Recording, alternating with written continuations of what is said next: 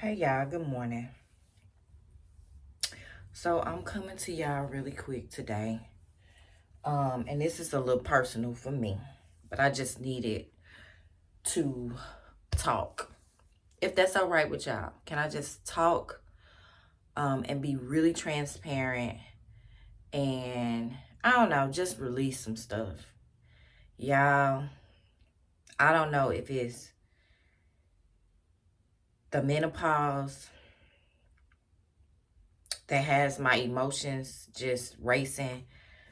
I don't know if it is because I haven't been in my word like I normally be, and that may be it. I have been just busy, just doing a lot of things. If you follow me, you know, I opened up a center for youth, nonprofit center for youth, and it's called Zion's Haven House and Christian Center for Youth. And I opened this up in 2023. It was a lot going on with it because the city in which I reside, or which the building resides, they didn't want to give us a occupancy permit for a zoning occupancy permit for it, because they couldn't understand how I was opening up a youth center for children and I wasn't going to charge a fee. So I'm gonna hurry this up because y'all know I talk slow because it's about the details for me. Everything that we do is in the details, and I always say this. I often say this in ministry. It's in the details. So my husband buys me this building for my anniversary, our anniversary, and he was like, you said you wanted to do a youth center for youth, to help them with their homework, to mentor them, to just have a safe place for them to come after school. Because y'all, when that bell rings at 3 o'clock, and I know we in summer and I know school is out, but it is so many kids that go home without a parent present. And it's not because sometimes the parent doesn't want to be there. It's just because the parent has so many other obligations as far as employment, work. They have to work. And if they don't work, then the kids don't eat. And if the kids don't eat, then the kids go hungry. If they don't work, then the bills don't get paid. And if the bills don't get paid, then they're homeless. So I factored in all these things because I used to be that kid that would come home. And I always say I was a latchkey kid. And I'm not talking about latchkey after school care. I'm talking about latchkey, key latched around my neck. And when I got out of elementary, probably at the age of 7 or 8, I would have to walk home and unlock the door, get in the house and latch it, all the locks, and make sure I was at home. And my grandmother, who was also a school teacher, but who raised me, would call and say, are you in the house? Did you lock the door? You fine? You know, get you a bologna sandwich, do your homework, and I'll be home. So I know how that felt. I know how, even though I was almost a straight A student, I know how it affected me, mentally, education wise, you know, just physically. Like I wanted my parents there, and if they couldn't be there, I was like, man, can somebody help me with my homework, man? You know, and I think I told this story before that, you know, I had a book report due on Martin Luther King, and I probably was like 8 or 9, and I got second place when I should have got first place because I had all the information. I just had the outline wrong. And you see how that affect me because I'm 50 years old, and I remember that when I was 8. And a little girl that won, her mother walked up on me and was like, you did so well. Everything was so awesome. You really should have won. You just didn't have the proper outline. And the reason why I didn't have the proper outline or timeline was because I didn't have nobody to help me do it. I did it all on my own. So I should have just won simply because of that. But they didn't know that. But anyway, y'all, so I we bought this building. I created this environment in this building where children can come after school. They can have, at first they can have dinner and a snack because it's from 4 to 8, and get their homework done, discuss topics that they may be dealing with at school, get a mentor, even counseling if they need it, because my son is a counselor and he would do it for free. I have a really good friend, she's a counselor, and they were willing to step in and just kind of, help. And they still are not willing. They were, but they are willing. So we had all this set up. I'm talking about a library, a game room, an arts and craft room, a sitting area, just in case some parents want to come in and just monitor their kid. We had classrooms set up because it's from 8 to 18. So we have 3 classrooms set up. And let me stop talking in present tense because this is still in effect. But y'all, I was so angry on yesterday. And God said, you can be angry, but sin not. I was so angry. And I'm going to try not to cry because the enemy is so crafty. In order for us to get this building, we had to go through the city council. We had to go through the mayor. We had to go to meetings. We had to have a hearing. It was just so much red tape. And then God blessed us and we were able to get the occupancy permit, to get the building. I had to, make a binder full of just the plans and the educational plans, just everything, y'all. It was just everything. I can't even think of everything that I had to do. The brochures, the flyers, just to get these people to understand the vision. The programs, I had to make sure I had every program, every age, how they will be divided, know the square foot of the building and how many square foot per child, just as if I was opening a daycare. But I didn't want to do a daycare because I said, if I'm doing a daycare, then that means I'm asking these people for money. And I don't want to do that because I just want to give back to the community. Y'all, this system is not designed for people like me who want to give back, who don't want to be a burden on people's finances. When I tell you this system is about money, if it's not about money, then they out. Even with the city council, it was one man on the city council. I just don't know how they're doing this without any payments coming in. You're telling me that they're doing this for free? How can they afford to do this? How can they afford to own a building? How can they afford to pay the utilities? How can they afford to do this, that, and the other out of our pocket? We have built this out of our pocket. My husband and I poured so much into this, and we have a few vendors because my husband works for a replica firm, and his vendors, they donate. But y'all, this is what I'm getting to. So last year when we opened, it was kind of like right in April, and we were going through the state of Illinois for the food program, for the summer food program. Got it approved, but it took forever. So because it took forever, summer was over.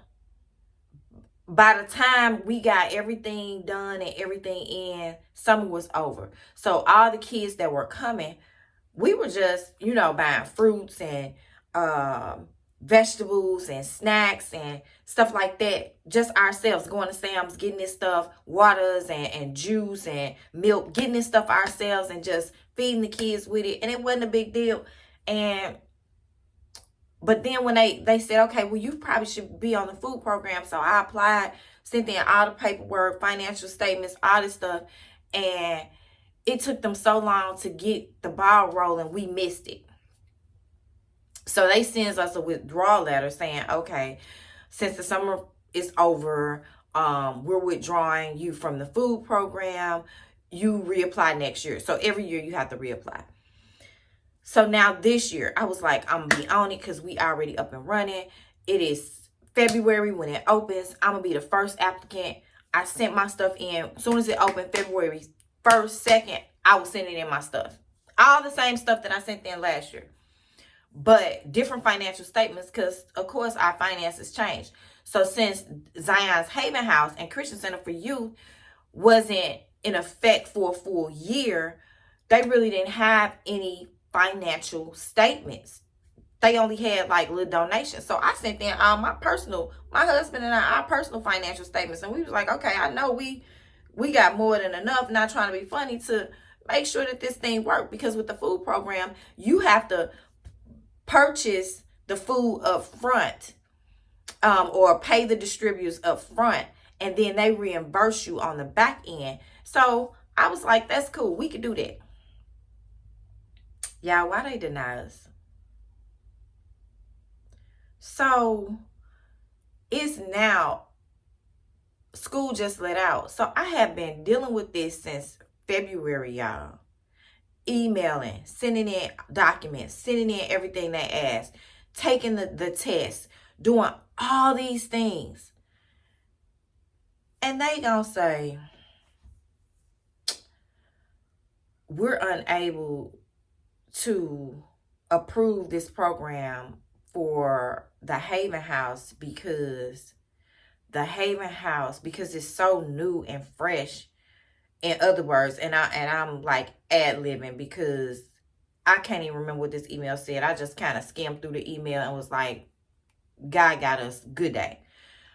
That since it has not been in existence for a year, we can't see the financial stability. First of all, it's a nonprofit. Second of all, I sent you my bank statements and my husband's bank statements and our bank statements together. So we're more than qualified to get this funded. And this man gonna tell me, I know he not like this, he like this, because this is what happens. And I'm just being transparent. They don't want to see us do nothing. They don't want our community. They act like they want our community to be saved. They act like they want our community to be protected. They act like they want our children to thrive. But no, y'all don't. Y'all just want them where they are, trying to survive and scratch and scrape. And I was so angry, y'all, because I'm like,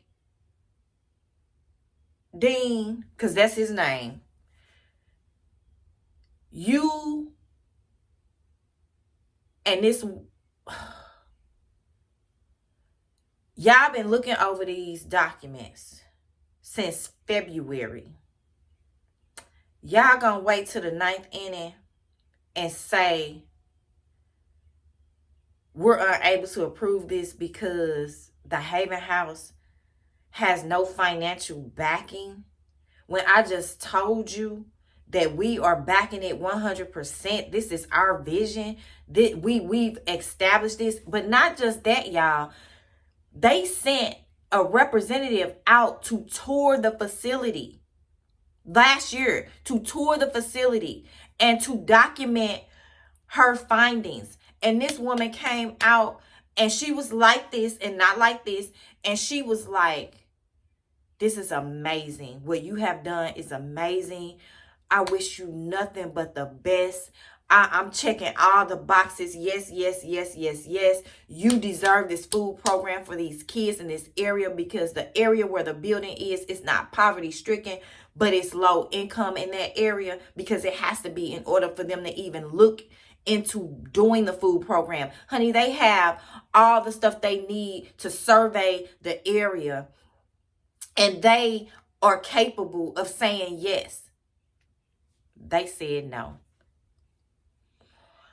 And then he sends me this short-sighted, side tree, slick email with just, oh, because it's not been, but you knew that from the beginning, because you have our annuals, you have when we were established, the EIN, you have all of that.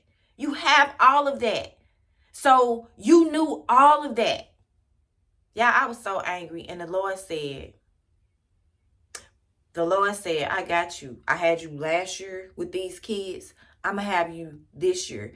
And that, don't worry about that, because it's going to be bigger than that. That's small beans compared to what I'm about to do. That's peanuts. Delay don't mean denied. It's just a delay on this right now, because I want it to be bigger than that. I want it to be bigger than just the summer program. I want it to be year round. So don't even worry about that. And that's what God spoke to me in my spirit, y'all. And I was like, Lord, I need to share this with somebody, because it's somebody out there who is trying to do something and trying to build something or trying to get something approved. And they keep saying, no, no, no. Y'all, delay does not mean denied. Hold on to your faith. Stand strong on your vision. And the naysayers, just because they're not even supposed to recognize your vision, they're not going to see it the way you see it. Y'all, I emailed this man back, poured my heart out to him, like, this is strictly for the kids. Y'all say y'all trying to help the kids. I'm not trying to help me. Y'all act like I'm asking y'all to give me a loan. I'm not even asking that. I'm asking for you just to stamp approved on the food program, so that I can pay the distributor to drop off the food on a daily basis that y'all not even paying for. And then y'all gonna reimburse me. It's through the state. Y'all do it for everybody.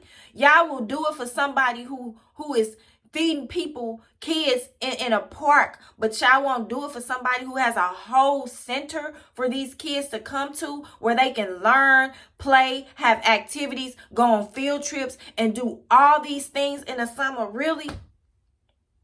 And y'all send somebody out, so y'all know it's legit. Y'all know it's a replicable source. Y'all done been through all my information. I know y'all done put my name in the computer, and I know y'all done went to the website. Y'all sent somebody out. I know y'all done drove past it and see the big sign. I know y'all done did all this. Yeah, I was fired up. And let me tell you what happened. When I get a little upset, and this is a problem I have, I'll start surfing the internet, and my internet shoes pop up. So last night I'm just mad. So I'm just looking at shoes. Bought 3 pair of shoes, y'all. Didn't even need the shoes, but just mad. That's a whole nother video, and that's a whole nother word. Cause the enemy is crafty all the way around. And I saw a video, Tabitha Brown. Shout out to Tabitha Brown. And y'all, this is where I get emotional, because I ain't worried about the Haven House. The Haven House is a God thing, so that's gonna be blessed regardless. Because anytime you can purchase a building and fully furnish it with everything that a child needs, I'm talking about everything. Y'all, we got everything from toiletries to school supplies to desks. We have everything. A kid will walk in there. The kids that have walked in there have been wild, and they don't even want to leave. So I'm not worried about that, because oranges and apples and grapes and turkey sandwiches and snacks and cookies and chips and pastries and milk and juice, I can buy that. And I'm going to do it just like I did last year. Go to Sam's, get it in bulk. Make sure it's all of the necessary food groups, and they're going to be fine. Healthy food groups, they're going to be fine. But I saw this video from Tabitha Brown, and I'm going to wrap this up because it's getting long. And I think it was like 10 years ago, 6 or 7, maybe it's probably 7 or 6 years ago. And I believe she was still driving for Uber, and she gave a clip, and she was talking about how blessed she was. And she said, I am so blessed because my life has changed in the past 6 or 7 years. She was like, I'm going to show you guys a clip of the video that I posted before my life, before God just flipped on the switch to my new life. She said I was in a dark place. She said nobody knew what was going on in my body or what I was dealing with. She said only God knew. But she said her mom, they had this thing that they used to do with nickels with her grandmother. And then her mom, before she passed, was like, when you see dimes, that's me, because I'm not going to do it with nickels. I'm going to double up and do it with dimes. She said one day she was at home. Well, she had went out of town and came back home, and she was getting in her bed, and it was some dimes in her bed, and she knew her mother's presence had been there. But I'm going to fast forward to what she said at the end. She said, don't give up on your dream. Don't give up on your vision. Everybody ain't going to understand it. They going to think you crazy. Everybody ain't going to see it. But God knows. And he is going to fulfill that thing because he gave it to you. He put it down in your soul. He already anointed you to get this job done. But the enemy's job, and this is me speaking, this ain't her, is to come in and derail and distract and to throw you off, because he can't stop the dream. He can't stop the vision because God didn't already say it's yours. But he want to distract you and discourage you so that you can result back, so that you can take some steps back, so that you can revert back, or so that you can get off track, and so that you can start doubting your vision and yourself. But even if I doubt myself and my vision, I'm not going to doubt God, because I know God is the God above the name Dean. He's the God above the name food program. He's the God above the Illinois state. He's the God that is above every name. He's above Carrie. He's above every name. And he can make it happen. It may not be through that resource, but it may be through another resource that's better than that one. So I'm standing on the vision. I'm standing on the word of God first and foremost, but I'm standing on the vision, and I won't back down. So y'all, this day, whatever God has given you to do, I don't care about the obstacles. I don't care about the challenges. I don't care about the naysayers. I don't care about the no's. I don't care about the closed doors. I don't care about none of that, because all it takes is God to step in and do like this and change the heart of man, or to send somebody else, or to open up a window. You close the door, God's going to open up a window and pour you out a blessing that you won't have room to receive. And after, really briefly, after going through all of that whole process, training, printing out, making binders, reading, going over everything for this program to get myself familiar with the rules, the regulations, and all of that, God said, girl, I just had you do all that so you would know what to do. That don't worry about that. Them little peanuts, don't worry about that. Because what they was going to reimburse you for what you was already paying last year. If you could handle it last year, you can handle it this year. Y'all, that's it. That's all. Pray for me. Zion's Haven House and Christian Center for Youth, y'all. Keep it in your prayers, and don't be discouraged. Don't get dismayed. Know that God has you if don't nobody else have you. And this morning before my husband left, he came in here and he prayed for me because he knows when I'm feeling heavy. And I ain't even told him that they denied it, because I'll tell him later. Deuces. Peace out, y'all. God bless.